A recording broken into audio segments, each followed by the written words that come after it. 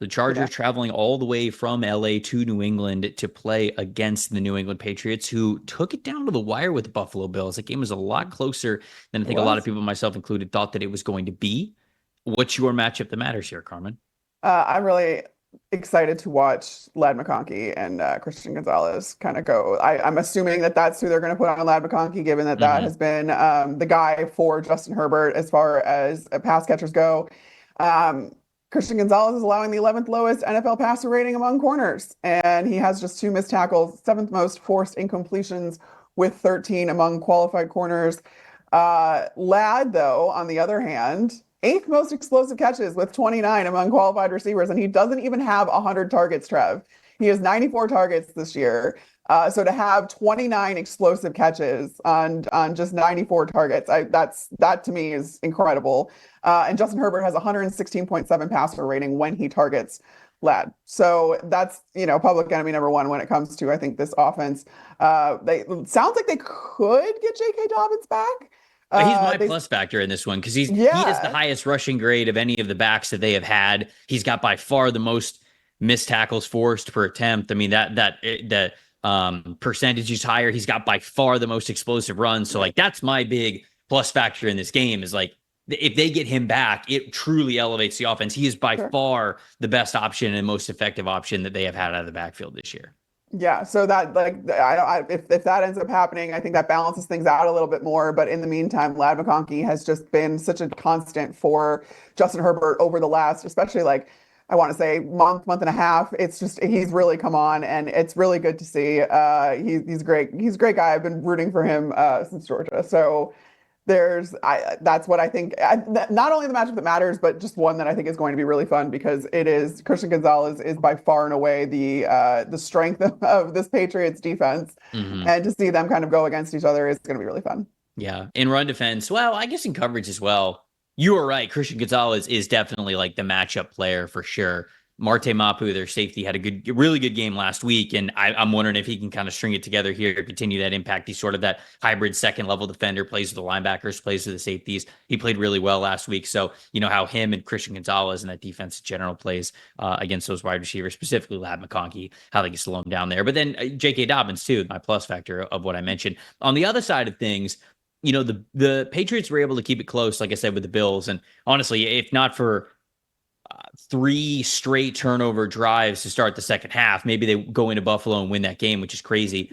Part of that had to do with Kayshon Boutte's play, their wide receiver. We've talked for a while Yeah. about how the wide receiver room in New England was just never going to be what it needed to be this season to maximize what Drake Maye is as a passer. Well, Kayshon Boutte last week, 7 targets, 5 catches, 95 yards, a touchdown. Like he was their go-to guy, and he played really well last week against the Bills. And he'll be going up against a player who has been one of the more pleasant surprise drafted rookies that we have this year, former 5th-round pick Tarheeb Still's got a 77.5 coverage grade this season for the Los Angeles Chargers. He has been their big play guy. Now, he had 2 interceptions in one game against the Falcons, and you know, since then, it hasn't been that high impact. It's not like he's been a total shutdown, like Revis Island type of a corner, but we saw from him even earlier this season, he's got an ability to get his hands on the football, force some incompletions. Obviously, you got that multi-interception game there, and he has a couple of more throughout the season as well. So he'll probably be on Kayshon Boutte for a good portion of this game, and we'll get to see who really stands out here among those two players. And New England, very clearly, when they have a player in the passing game who they can go to, well,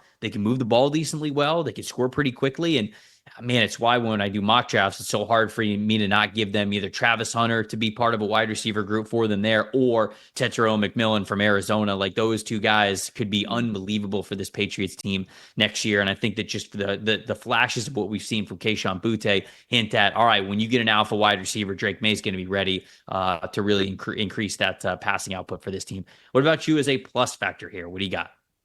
Other than the kind of the motivation that the Chargers have because win this game and they're into the playoffs. I want to just continue to shout out Drake Maye and the ability that he has been showing, especially you go against the Buffalo Bills, you keep it close, especially in the beginning of the game, and people take notice. But what's really fun for me about Drake Maye is just really seeing him show off the athletic ability that I think people don't give him enough credit for.